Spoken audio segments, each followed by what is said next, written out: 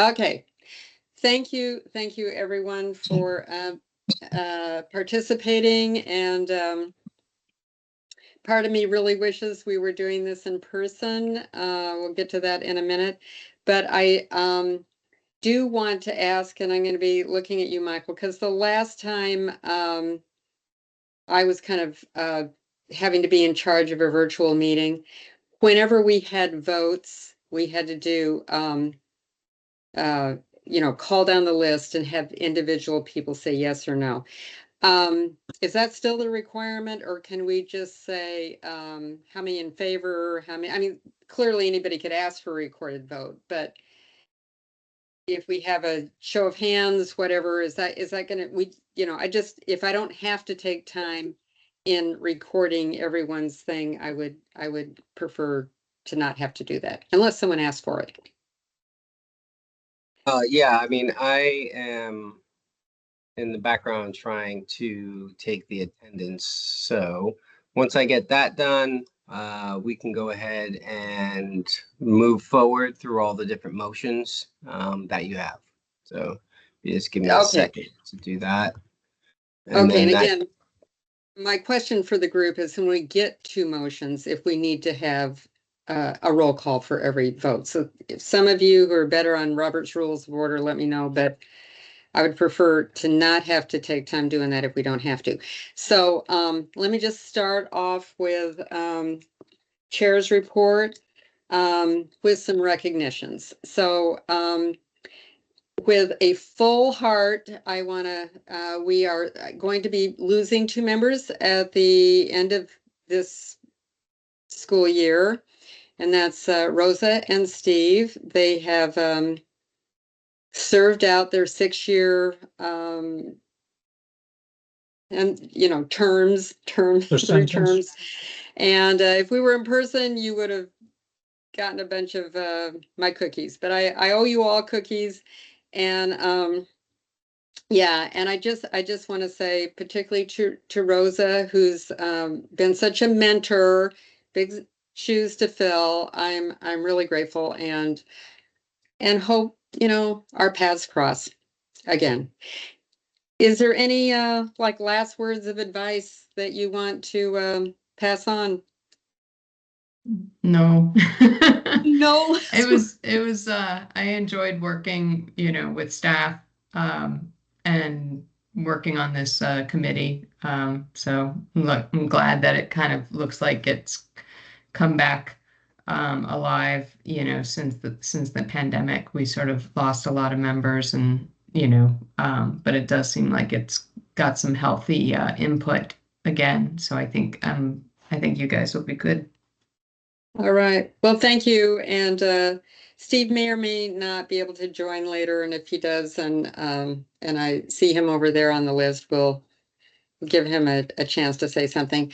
Now, I don't see that Mary is on the list. Is that right, Michael? yeah, that's correct. I just went ahead and checked that, and she is not in attendance. Okay. If she joins, we will pause and give her a thank you. Okay, so I want to say that since we last met, I'm sure you've heard the FY25, maybe I sent out a note, budget, was approved by the board, and in the end, APS got additional funds and they ended up with about a $3.5 million surplus. As you know, one of our recommendations is if they found more money that they would please not cut the MCMM budget as much as they had. They could, instead of 1.5 million, maybe, $500,000, whatever.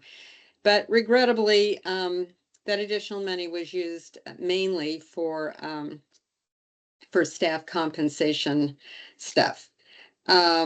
Nevertheless, I just want to do a shout out to the FAC staff because there's still an awful lot. For anyone who's been listening in to any of these public meetings the last couple of days, an awful lot to do with not as many resources as we would like to provide to you. The next update is, as I think you all know or knew, that JFAC and FAC presented recommendations on the superintendent CIP as an informational item at a work session on June 4th.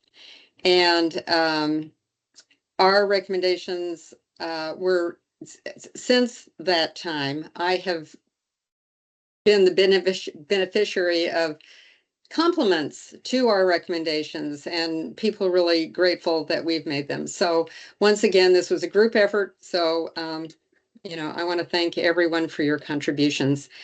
Staff also, presented the CIP and their recommendations to the school board on the 6th. And unless I'm mistaken, I clearly heard you say that you are embracing option 2 for the MPSA move, which is one of our recommendations. So grateful to that. And final action by the school board on the whole CIP is to take place on the 20th, if you're not doing anything that evening and want to listen in. That is, I think, all my report stuff. Again, we're going to try to be more mindful of Robert's Rules of Order. I'll try to pay attention if hands go up to recognize you, but if I fail all that, shout out. So the first order of business is going to be to approve the minutes. So I would like to make a motion that's open for discussion. And Sally has a comment. So Sally, you're recognized. Oh, I was just motioning to approve. Sorry. Oh, we're not quite there. We're at discussion yet, but Sally, when we get Okay. back to approve, I'm calling on you. Okay, so does anybody have any edits or corrections that they would like to recommend to the minutes? And seeing no hands in the air, I apologize to everyone. First of all, I want to thank Hans for writing them, and I do admit I did read them in advance, but folks, I found one typo, 2 editing thingies, like a separation of paragraphs, a period that needs to be at the end of something. And maybe I'm willing to not say we should do this, but it's kind of a maybe substantive thing. And I just wonder what the group thinks, other than I think you all want the words to be right. And some of those, those 3 editorial things I'd like to fix. The maybe substantive thing is under number, can you bring up the minutes, Michael? Yeah, just give me 1 sec. Yeah, okay, so I'll just keep talking until he gets them up there, but it's under item number 1, second bullet. This is, again, the chair's report, and it's just an omission. And maybe it's not that important, but it's talking about what I was presenting. And 2 things are missing. One is that I had mentioned there, you see this, this first paragraph, Cynthia, briefly. Okay, I had also mentioned that a number of new documents had been posted to our resource page, because I want you all to know that there's a lot of good information there about what we've done. And also that you were all invited to the groundbreaking for the Career Center. So I have a specific sentence. It's finally she reported that new documents had been added to the resource page and that members were invited to the May 16th. We hadn't named it then, so ACC groundbreaking. So that's the substantive thing that I'd like to add. And then the typo, Michael, if you go down to number 6, there's a parenthetical that starts students who go to, it's not choose schools, it's choice.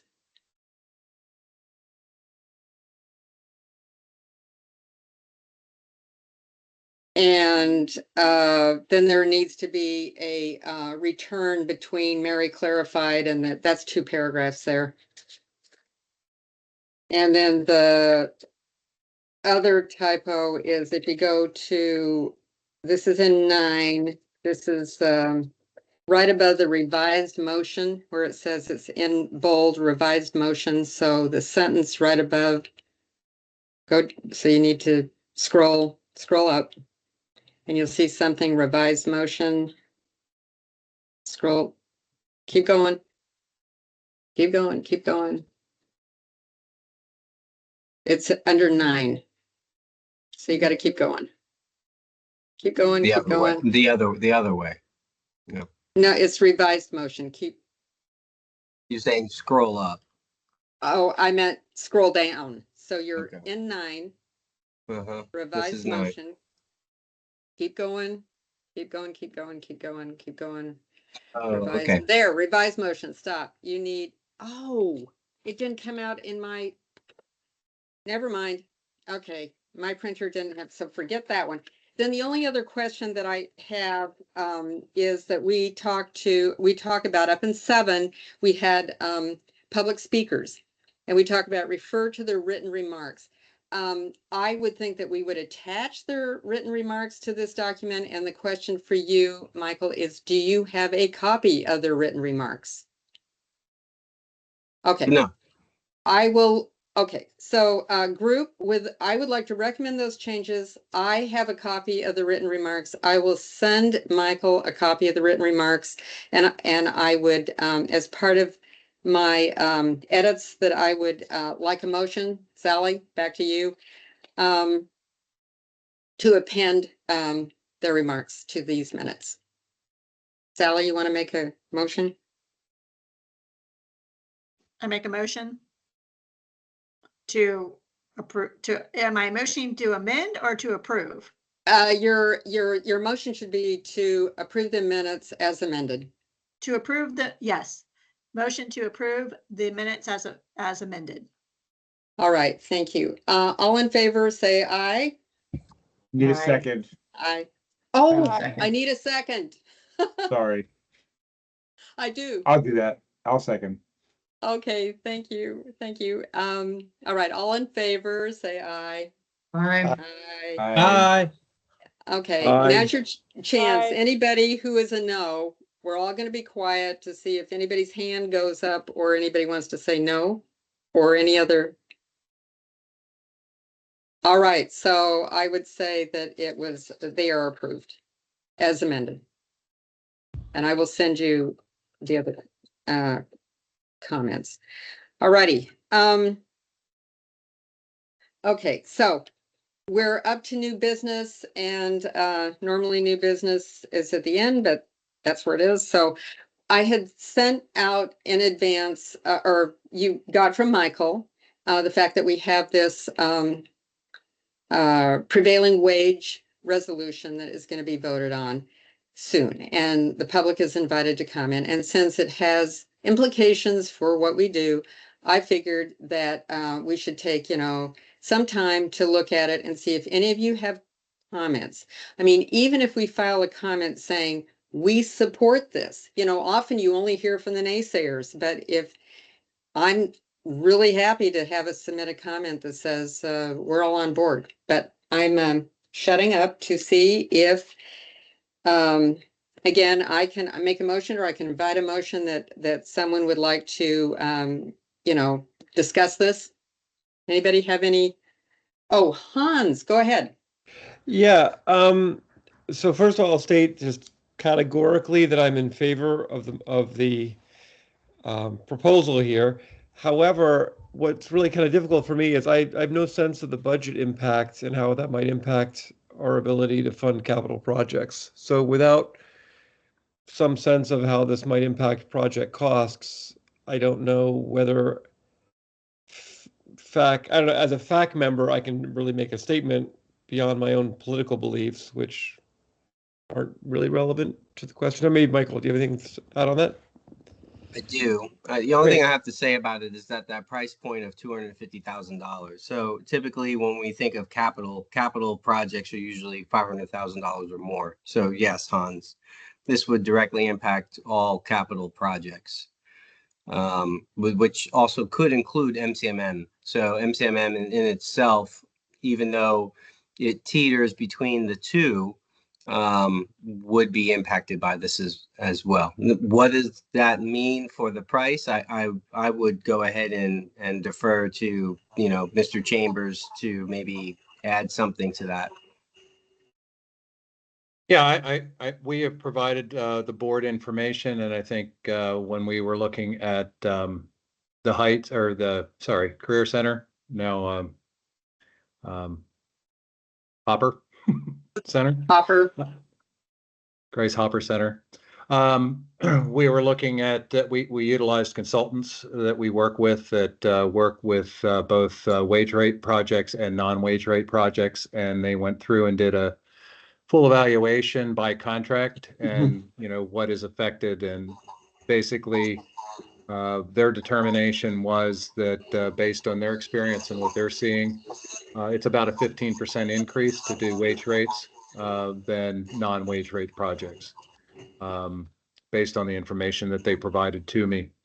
So that's essentially what we have in the information, and I've done some other research, and you're looking between 10 and 20%, which is right where we fell. So So it Jeff, will cost more. Jeff, is that of total project cost? It's basically, no, it's of the labor rates. It's of the labor. So it doesn't affect management or generally the soft costs. It only affects the labor rates. Right. So for instance, this Career Center project or the Hopper project is labor, in the school system, labor is whatever it is, 85% of the APS budget, right? So Right. that's a pretty big driver. In these projects, do we have a sense of how much that labor component, like what does that 15%, 20% translate to at a total project level? Do you have any sense of that? Just ballpark. I'm just trying to get an idea.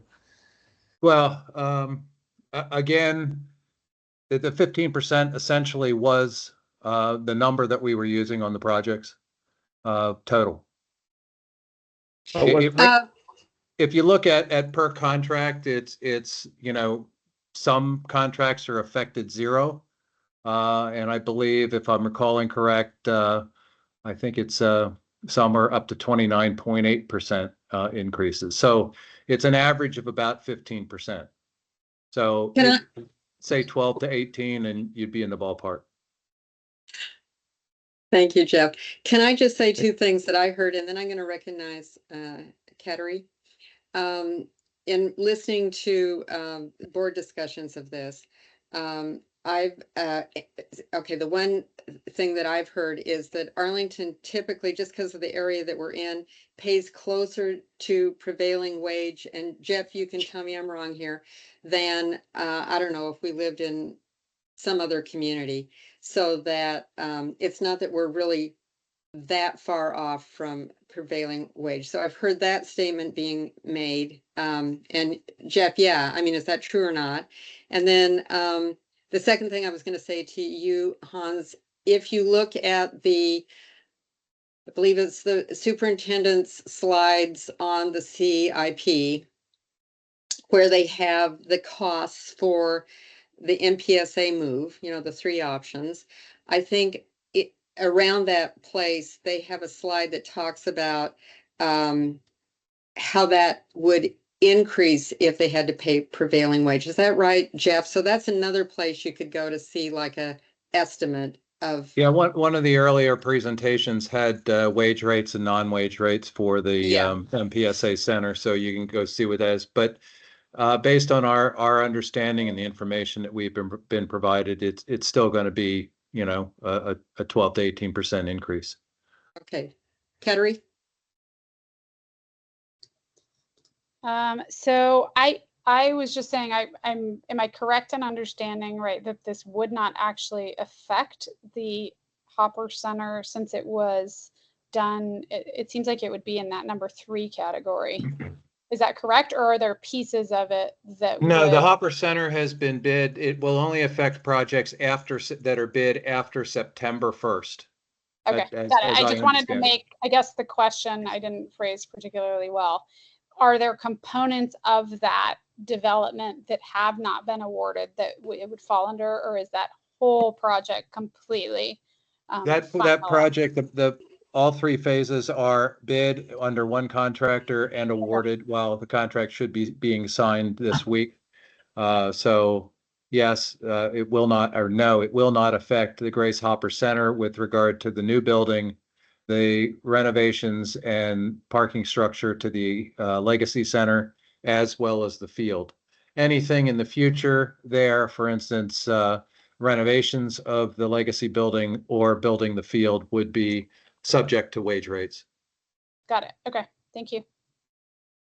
Okay, anybody else have any questions? All righty, so again, I would like someone to offer an motion, or I will, that well, anyway, so does someone want to make a motion about we provide comment and we could and exactly in your motion what you think we should be saying here? And Hans, since you I'm gonna look to you. Do you have a motion that we can consider?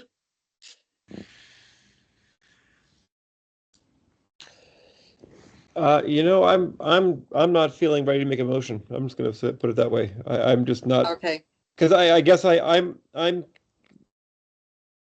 guess I almost feel like I understand the costing increases, but I don't have my head around is what does that mean for our ability to fund MCMM projects, and what is our ability to fund our larger capital programs? So okay, so I don't know So what, I'm gonna again, go I don't out- know whether there's does staff have and maybe I just haven't spent enough time with the materials, the schoolwork materials. I'm sorry. I'm not ready to make a motion, so I'm gonna shut up. okay, I'm gonna call on Sally. So, I mean, what was the background as to why now they want to do prevailing wage? Other than some community out, because of what was going on with other things around this general area. I mean, Yeah, let's go to Jeff on that. I think he's gonna say that the alignment. Yeah, I think what in 2021, I believe the state legislator allowed municipalities and school districts to opt in to paying prevailing wage rates. Arlington County was one of the first municipalities to opt in. They opted in shortly after it was passed. And our state delegates really are pushing for it. And I think that the fact that we are not aligned with the county caused some consternation. If you recall, we were bidding complete streets as part of our project. The county board elected not to award it and do it after we build the career center because we did not have wage rates included in our bid documents. So it's really alignment, I think, is the direction and politics, I guess you could say. So Jeff, can you talk about the complete streets and what happened with that? Okay, with complete streets, we spent about a year and put together a memorandum of agreement with the county that they were going to pay for it, but we were going to bid it as part of this project so that it could all be done as part of the construction of the new building. So that once the new building was done, the complete streets from Fifth Street down to Columbia Pike would have been fully done. Also, the reason we were kind of pushing to do it was because of the conflict, because we must build the building from the street. And recollections of building the Heights building when they put the parking or the bike lane in just before we demolished the old Wilson building.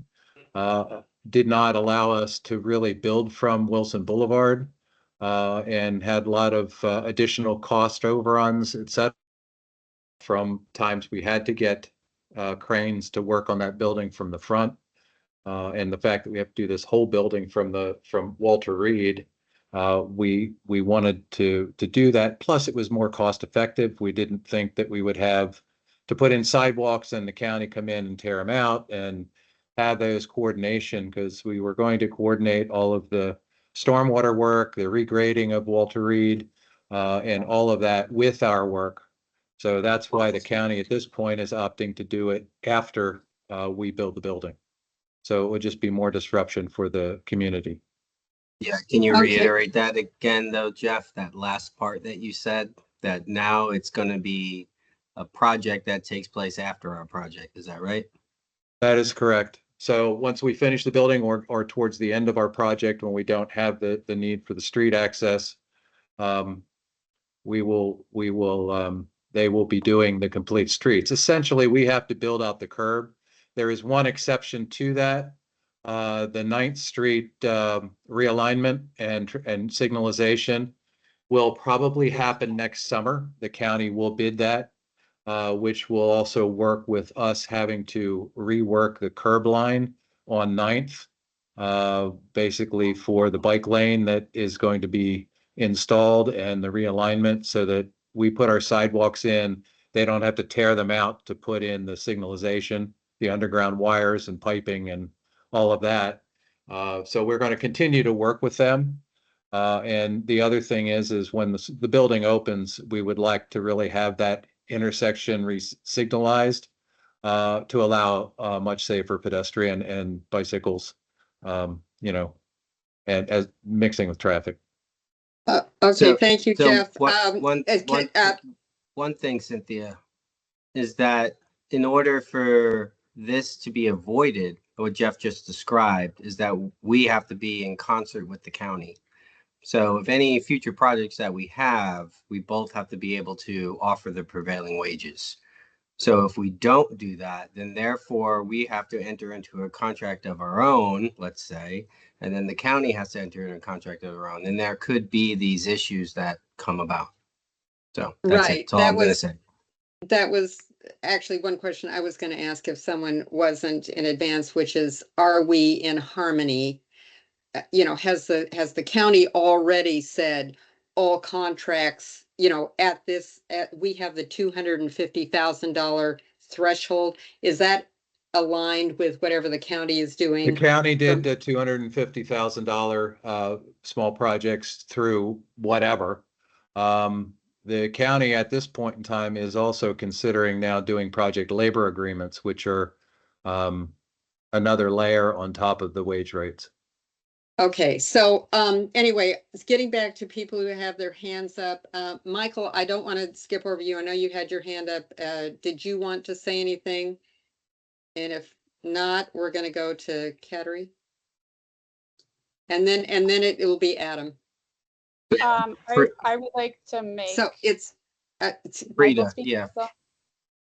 Frida had his hand up first, I think is Okay. what Cynthia's saying. Oh, yeah. Well, Michael Frida, yeah. So Michael and yeah, Michael, you had your hand up. So Yes, I'd just like to say, as the person who handles all the finances for all the capital programs, the question was asked, well, how will this affect, the school system?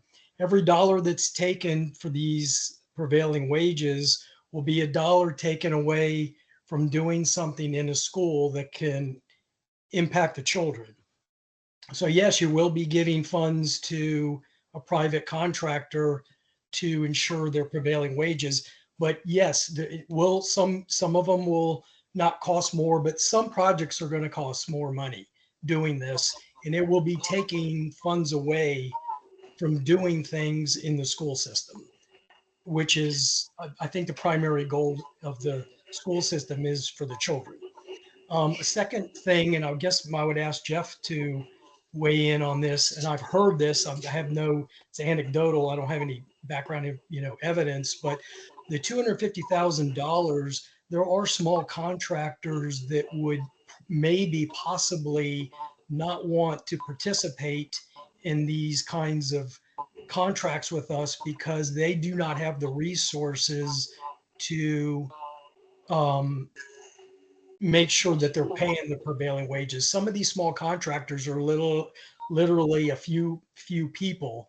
I think of Elite, who does a lot of our interior work. You don't know if they're not going to want to take the contracts anymore because they can't handle all the administration. So, is 250,000 a good number, or maybe should it be aligned with the MCMM funds that are 500,000 and more, which will allow these smaller contractors to continue to work in this school system where they may not want to do so? Okay, thank you very much. And I want to be mindful, Kateri, you were going to make a motion. I heard you say, oh, that's privileged. You go ahead, make your motion. And then we still have to hear from Rosa and, well, Adam first and then Rosa, but you go make your motion. Okay, I make a motion that we write a letter. I guess I would say, well, first off, Michael, I appreciate your input. I was going to motion that we write a letter in support with comment. Specifically, I like that bit about 500,000 or more in alignment with the MCMM. And I also like saying that we support it because obviously we agree with, prevailing wages and I don't know, that whole line that was in the top part that I can't see anymore.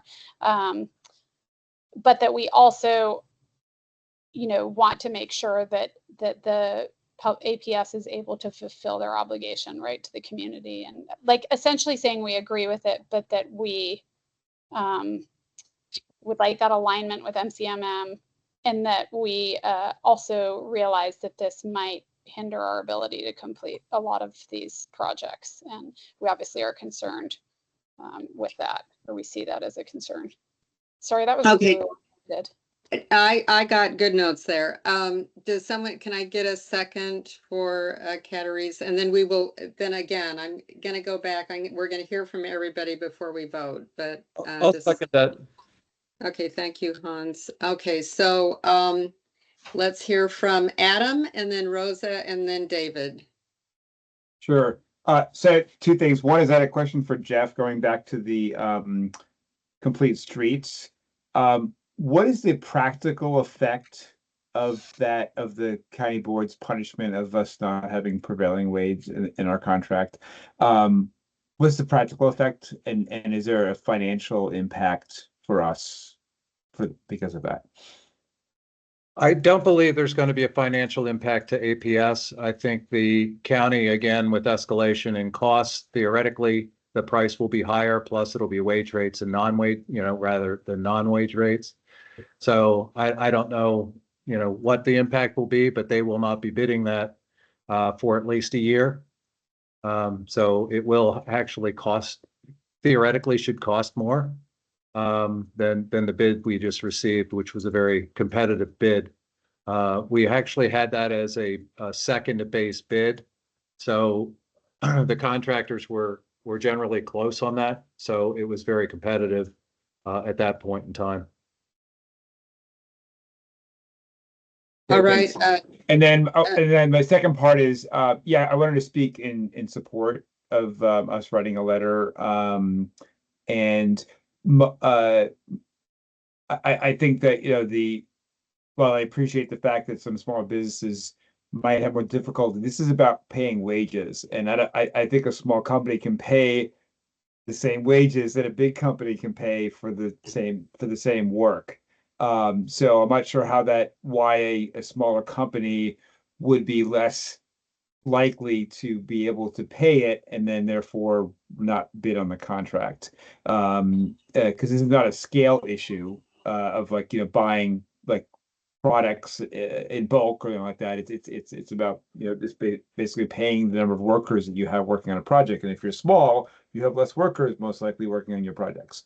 And then but I am concerned about changing it, recommending 500, because then we might be out of alignment with the county once again, who has a $250,000, and so that the positive impact of us being aligned with the county will be nullified if they consider the fact that we have a $500,000 limit, and say that we're not in alignment with them. Okay, so thank you very much. And Jeff, you have an answer to that, but I'm going to let the other people go first in case there are more things that require your comment. So David? Yeah, thanks. I was just writing myself notes so I didn't forget what I wanted to ask. So it seems like this is fascinating, the whole prevailing wage thing. And I understand that, people might have fundamental conceptual problems with prevailing wage. But, regardless, there's a reason why this law was created, right? It was to help alleviate vast discrepancies in local wages. And, we also play a role in that. So there may be, implications for that with our, how much available is actually left to construct things, according to our mandate. But I think we have a responsibility to not impede that. My other point is really just a question. It seems like we're kind of at an impasse about where we think that threshold ought to be. Just asking staff, I guess, do we feel that a better alignment with the county is more important, or is better aligning with our MCMM funding thresholds more important? That's what Okay, I'm so, wondering. okay, Jeff, add that to your questions. So Rosa. Yeah, it seems like, well, I'm definitely for prevailing rates. I mean, looking at the link that Renee put in the chat, and then obviously Kathy followed up. But I think that there's, Maryland has 250,000 and above. Virginia, I guess that link says that Virginia, so Virginia State sort of said, hey, we, adopt this if you want. 250 is the number. Then that seems appropriate. DC is 100,000, blah, blah, blah. I don't know. So, I mean, it just seems like, I don't know. I at first I was kind of on the fence with the 500,000, but it seems like the 250 is, seems reasonable. And certainly every institution that I've worked on projects on the design side requires prevailing rates for the construction. So I don't know. All righty, so okay, I just saw Zachary's hand go up again. Zachary, if this is going to lead, go for it, and then Jeff, we will get back to you to answer these things. And Kateri, I did see your comment as well. You are the master of the motion, so any friendly changes you might want to make will be, we will hear from you again at the very end. Okay, so Zach. Thank you. And I was just going to propose a motion that we accept. No, we already have a motion. Okay, so I can't do another one? No, you Okay. cannot right now. Well, okay. I would say then that I am in favor of the 250,000. Okay, Jeff, can you respond to the things that you've heard? Yeah, I think that the first thing was with regard to contractors not doing prevailing wages. It's not necessarily about what they're paying. It's the administrative paperwork that has to go with that. For instance, the one small contractor who basically, it was he and his wife. His wife has passed away. They do a lot of our $500,000 and under projects. He said he would not do anything that would do wage rates because he just can't manage that. He doesn't do that paperwork and the management of that. No matter what he pays his people, he just doesn't. There is paperwork that's required with that. In fact, APS will probably have to hire people to audit and to manage the wage rates because we will be the authority. So we will have to basically make sure that the wages are paid. So there's a paper trail that has to go with that. So what was the other question?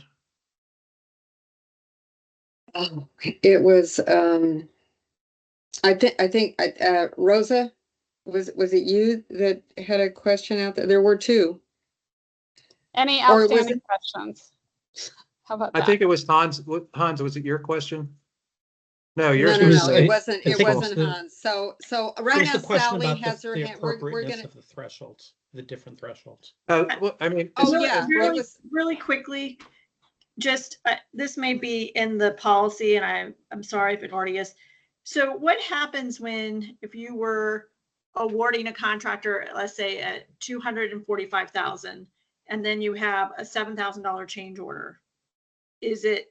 Does then that move that contractor into prevailing wage, or is it the basis of the base contract? And then you have to go back and give them a change order for all the work prior to that. How does that work? Yeah, I'd have to go to legal advice for that. I don't know really what that is, but generally, I would assume that you know, if you think it's going to be based on what you think the project's value is, and what the bid comes in would confirm that.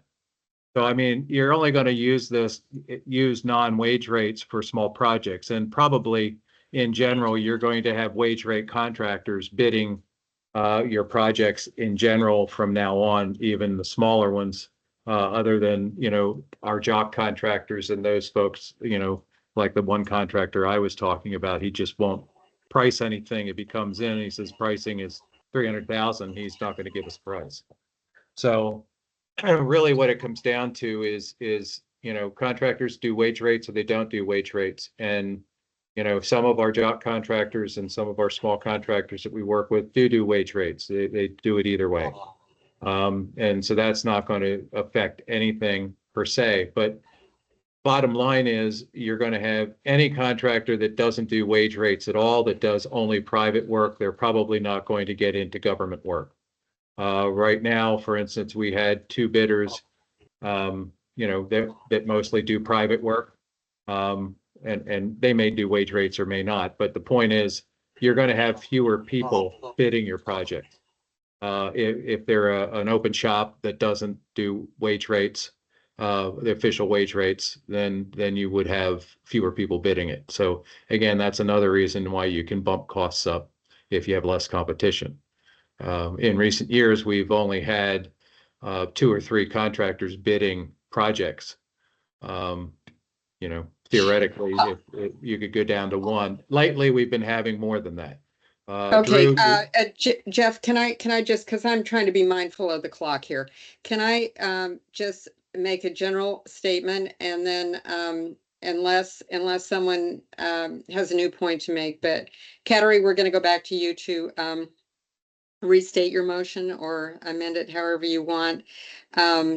I have a sense that I'm just going to throw this out for you to think of, Kateri, but that we would support this thing. But I think it would be prudent if we listed some concerns that we have and make a statement, something like we want to monitor this to see how it is playing out, because clearly they can amend a resolution just because they pass it. It's not like the Constitution. But I'm throwing it back to you, other than David, do you have anything to contribute before we hear from Kateri again on our motion that we'll vote on? Yeah, the only thing I was going to add is I was thinking this may not really warrant a supplementary letter. I mean, our concerns are that perhaps that we're concerned that we might get less competitive bids as a result of doing this. Is that probably all we really like? What else would we have in this letter? That's probably the biggest issue, right? Okay, let me answer that, because I am interested in saying something, simply because this is in our wheelhouse, and like I started off, even if it's a 1-sentence comment, we support this, period. I think I for one would like us to say something. Now everybody can disagree with me, but anyway, Kateri, would you like to make a motion? Yeah, okay, so I amend my motion that we align with the 250 or that we do not recommend the 500. So back to the motion resolution as is. I was just drafting it up. So my motion is that the FAC draft a letter in support of the resolution and promotion of fair labor practices and compensation on public projects. with concerns, and then say something about with comments about the adoption, the resolution, sorry, I'm typing it up right now, the resolutions impact to the MCMM budget and ability to fulfill capital projects. And then I don't know however you want to write it, Cynthia, but something, yes, that we will continue to monitor. Just to monitor it, because we have some of these potential concerns that may not pan out. I want everybody to understand that. We'll monitor it. It may be that there is no wrinkles. Okay, do I have a second for that motion? David has I'll given a second that. second. Okay, all in favor, say aye. Aye. Aye. Okay. Anyone, now is your chance. If you are opposed to this, put your hand up so that we can. Okay, Kateri, your hand's down. Okay, so I don't see any negatives anywhere.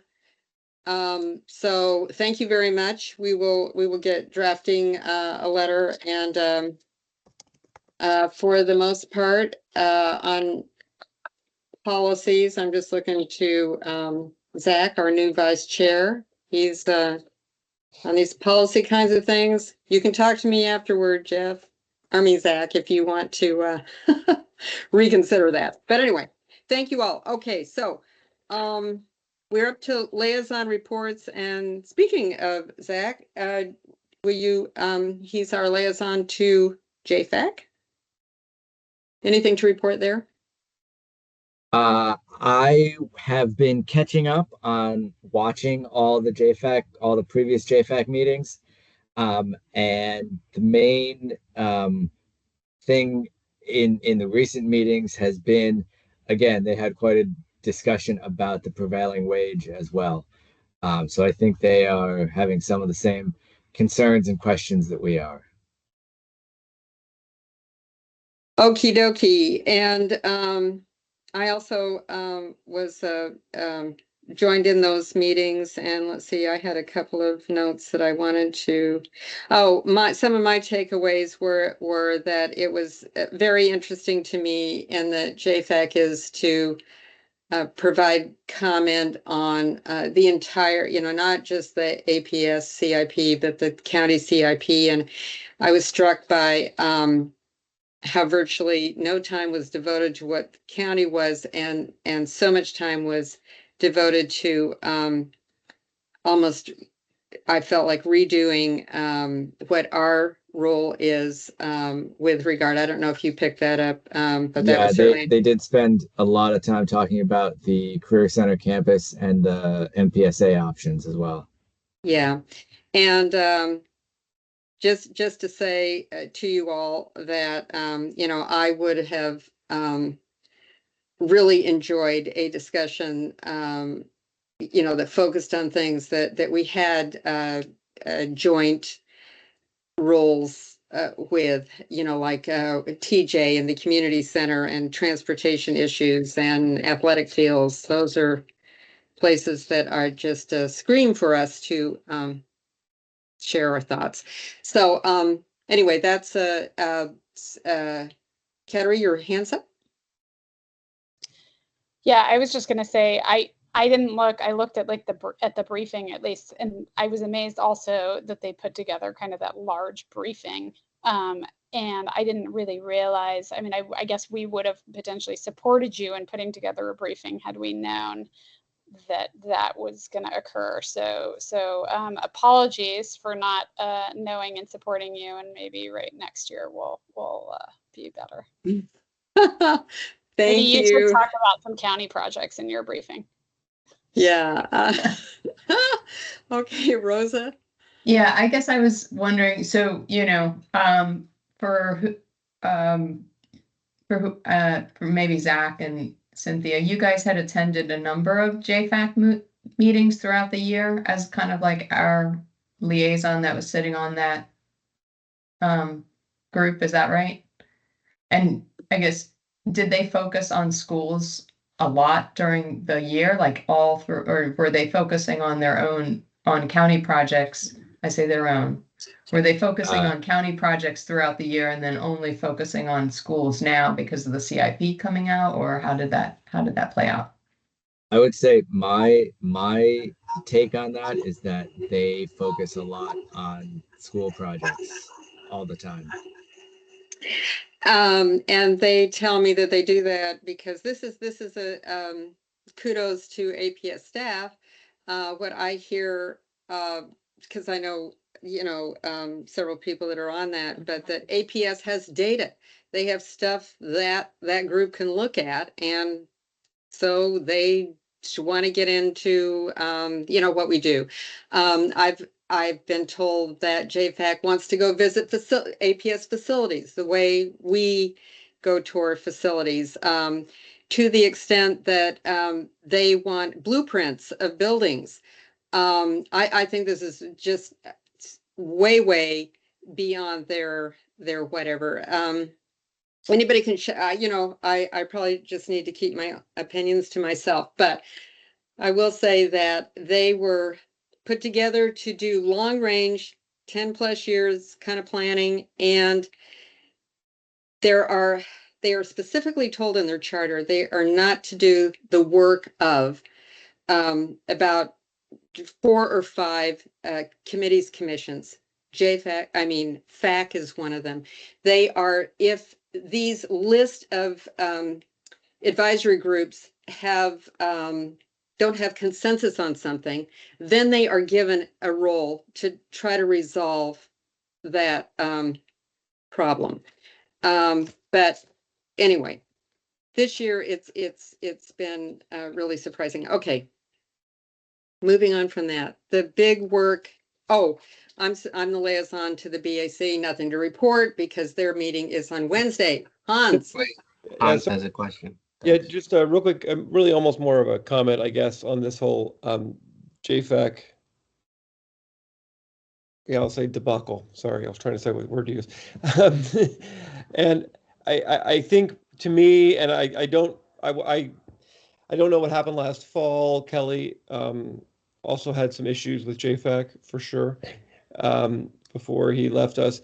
And so I think we need to really stay on top of that JFAC relationship. I actually think it's interesting because we're a subcommittee of the school board, right? The school board has given us a charge. In a lot of ways, we get hamstrung a bit by the school board, right? Even this whole business with deep dives and stuff, we went back and forth around that thing. The school board gave us some parameters within which to work and think, do both of those things.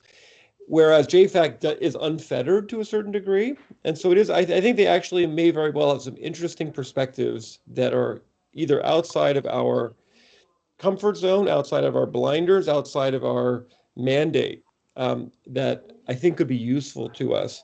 However, you don't do that by doing an end run report that goes on and on and on, focusing on a completely different approach from where we are. I mean, they could have brought that to us and partnered with us and said, hey, we want to go to FAC and talk to you guys about this CIP concerns we have. And I don't get the impression they did anything like that. So I guess I feel like there's a lesson here that next year we need to partner with them in a way that is being a more aggressive dance partner with them or something. Because I don't think it makes us look good to have them send a report to the county board and the school board that is in complete misalignment with us. At the same time that I think that actually they have the potential to be an interesting point of information for us because their mandate is differently than ours. And I'm going to shut up now. That's all I had to say. Thank you, Rosa.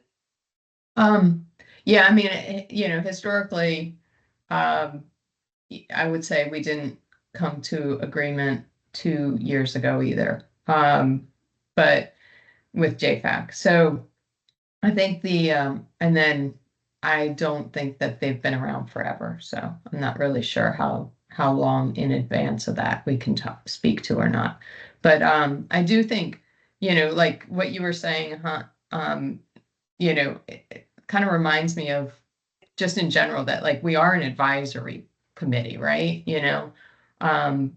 We're not supervisory. We're not supposed to be checking, somebody's work. We're not supposed to be doing somebody else's work. And when I say that, I don't mean somebody else's committee work. I mean, staff is paid to do their job.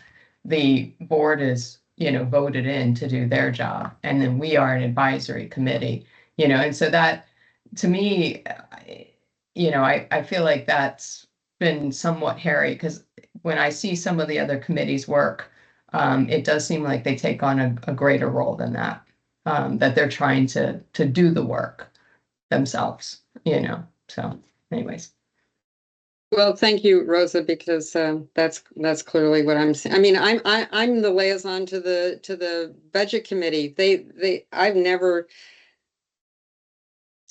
seen them. I mean, they've made recommendations that I've shared with you that kind of, touch on our stuff, but I've never seen them try to, I don't know, do our stuff. But anyway, wasting time now. Kettering, your hand's up. Oh, I was just gonna kind of pile on just one more quick thing, and Michael, thanks for sending that county SIP. There's certainly plenty of things in there that I would be interested to hear addressed. I mean, and maybe that on Hans's to Hans's point, maybe that's something we go into the beginning of next year with, like, hey, JFAC, would you like to partner with us on some of these discussions? I mean, certainly if they're looking at long range planning, yeah, what are the joint facilities that they could, that we could talk with them about? Also, one last thing, Zach, is that actually your background? Because I thought you had kids. Is that really your house? Oh, it's lovely, isn't it? It is not. It's all fake. So clean and minimalist. It's all right. it's All right. fake back here. I'm regaining the thing here, because we need to. The biggest thing we're going to do is our end of year report. You had a draft on that. Michael, can you put that up? And I would welcome a motion that someone, offer this as, to accept it or whatever, and then we'll have discussion if people want amendments to it. Anybody want to make a motion like that? I guess before, just so we don't have to modify the motion, I feel like we worked the letter a bit as a group over email. Does anyone have any concerns with the letter as it currently stands they'd like to voice before I make a motion? Okay, Rosa. My understanding, just generally, can I just say, is that you need to have a motion to start the discussion. So this is a motion about the discussion. Okay, I'll make a motion to we adopt the letter as edited. Okay. Do I have a second for that? And then we'll have a discussion, and then we can change it. Second to that? Yeah. Nobody wants to second that? I second it. Okay, thank you. All right, Rosa. Okay, yeah, so I had no issues with the letter as a whole. I think the only change I was going to suggest is a small one that, regarding the sustainability subcommittee. There was interest, obviously, within the slow group. down. Just a minute. Michael, can you bring up the thing and go to the paragraph on sustainability so that we can all follow along? And I'm going to ask anybody that wants to make changes, let's have specific changes here. Oh, I think you passed it. I think I saw sustainability kind of floating by, I thought.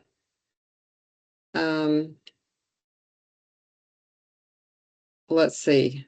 Maybe just do a word search. Yeah, do a word search, Michael, so it can, there it is. Oh. Okay. All righty. Yeah, Rosa, it's there.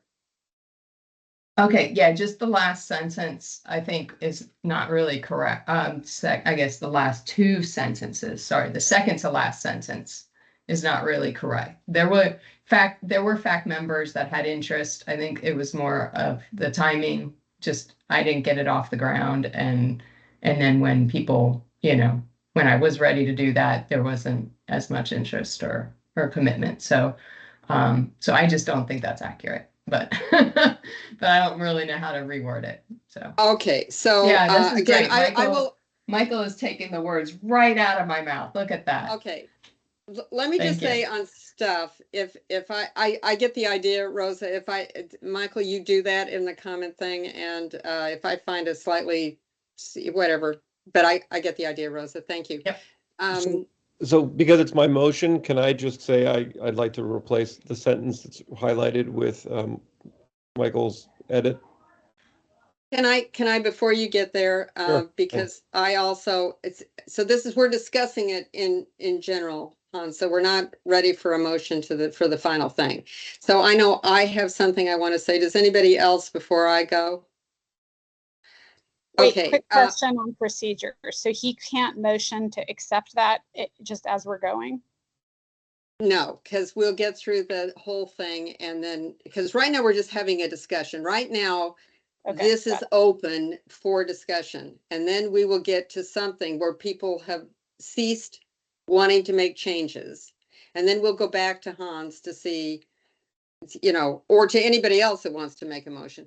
Okay, Michael, could you go up? There is, I had highlighted a section because I think it was, Kateri, I think this was your recommendation, something about adding, I think it was up towards the top. It's big yellow, zap, you just went, okay. So, Kateri, you'll remember this about including observations. And so I've been thinking about this, what I would really like, because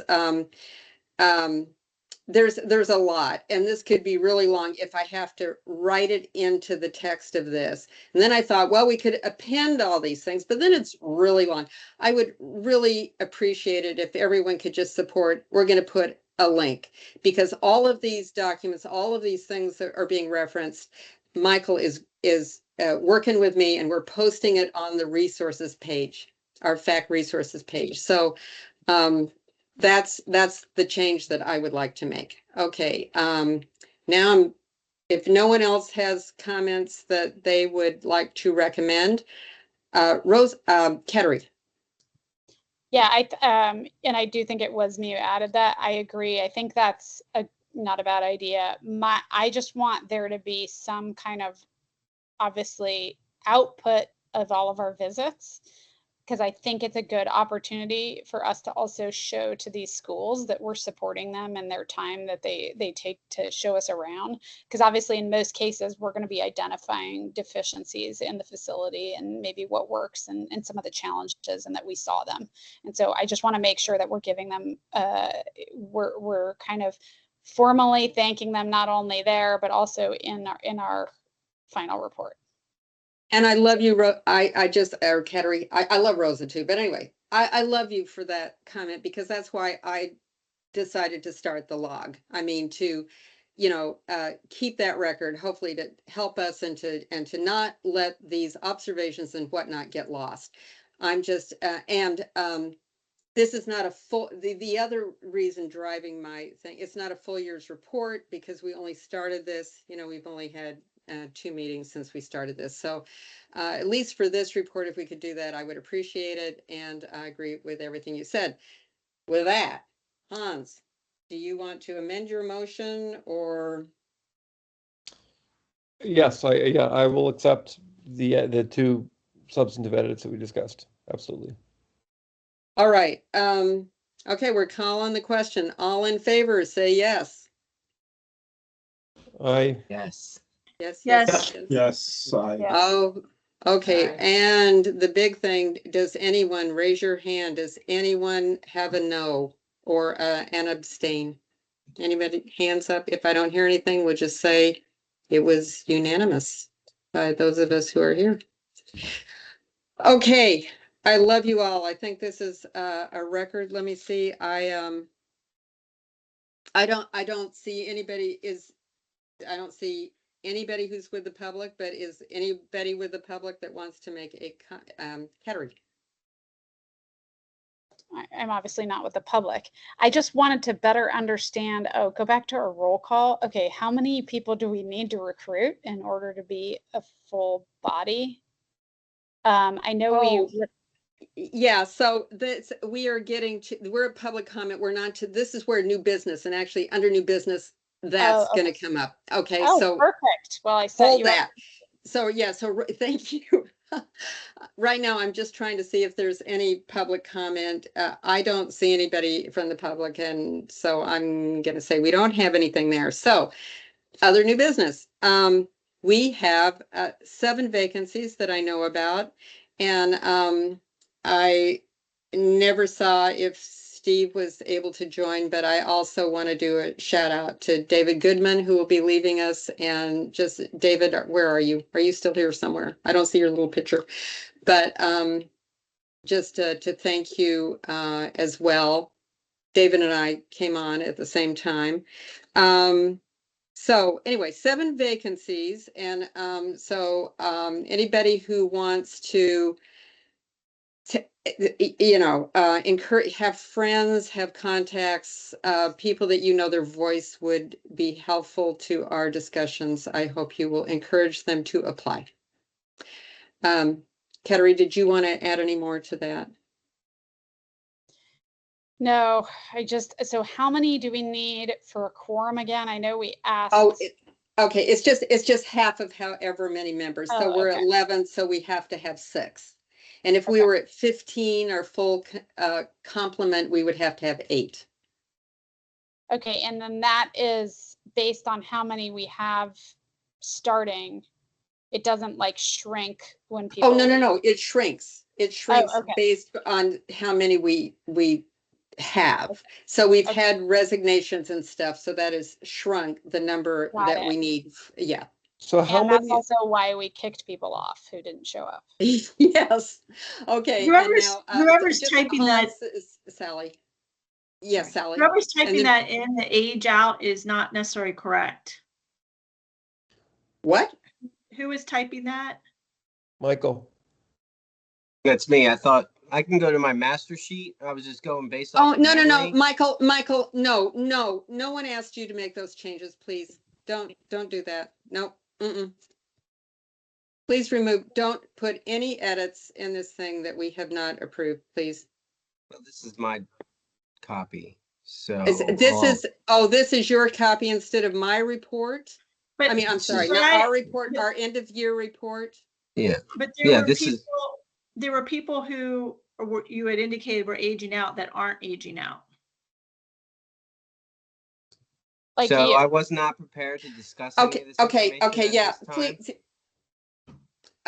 So- Sally, I will work with Michael on this. Okay. I can go to the I'm master just list. saying.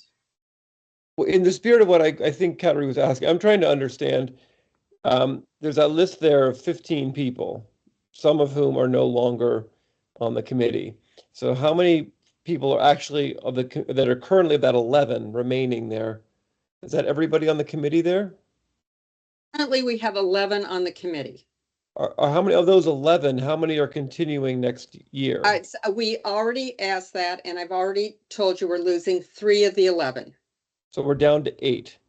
Yeah. Which means at any given meeting to keep quorum, if we don't bring on any new members, we need to have 4 people? We need to have 6. We have, no, you're right. We're going to lose 3. 5. We're down 5. to, yes. 5. But One the more than half. application process is open, and I have been told that there are pending applications. So I can assure the group by September, we will have some new members. I don't know how many new members, but we will have some. Thank you. And that will change, Ketteri, again, it'll be half of however many members we have. Hey there. Sorry, I can't. Thank you for clarifying. And then just remind me, when does the school board approve our people? It's like this summer sometime, right? So they would come back, and our first meeting is in August. September? I'm gonna go to Michael on this. I actually had a conversation on the school board staff. I think it was with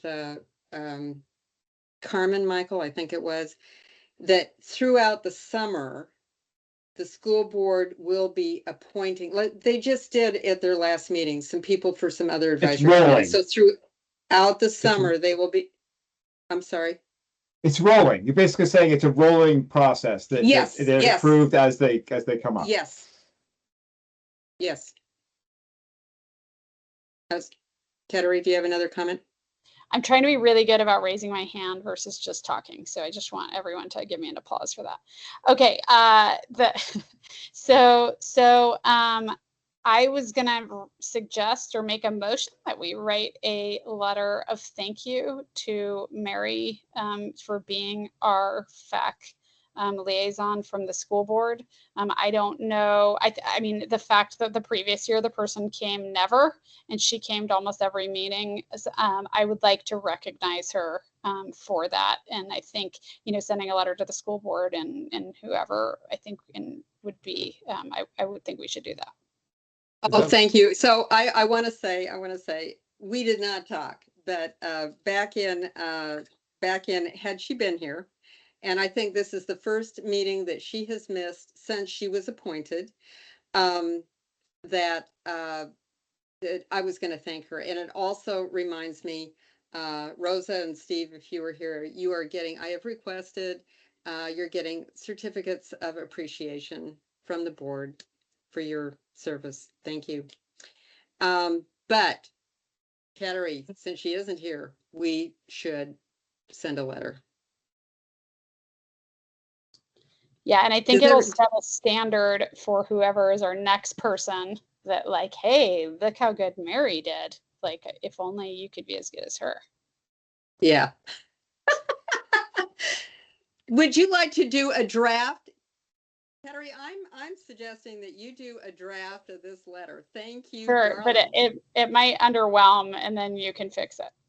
Yeah, okay, fine. Okay, so does anybody have anything else for the good of the group or any objection to any of the things that we are proposing to do? Now is your time to say whatever you want to say.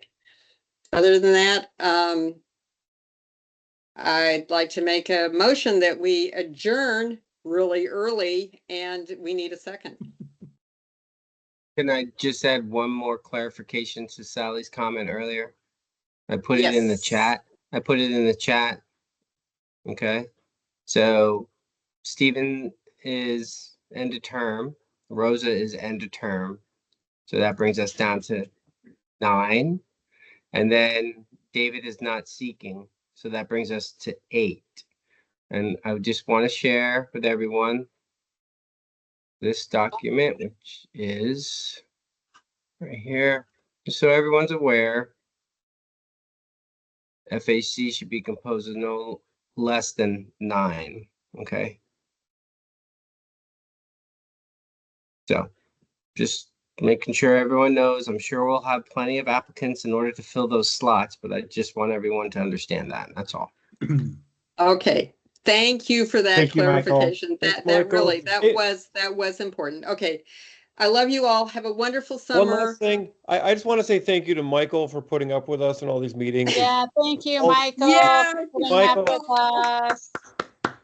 Thank Yeah, you. absolutely. Yeah. we all Thanks know to that. We Michael, can't to do Jeff, anything. Renee, Kathy, everybody. Yeah, We're all Renee set. had to drop off, but Kathy, please tell people we love Michael. We couldn't exist without him. Yeah, so Michael is key. So I'm very glad that you recognized him. He does a lot and in your support. So thank you. Yeah. Thank you, Michael. Okay. Thank you, Love you all. Michael. Thanks. Love you, Do I get to have Michael. dinner? Thanks, Have a everyone. good summer, everybody. Have a great summer. Thank you. Good luck. Good summer. We'll still be here. Bye.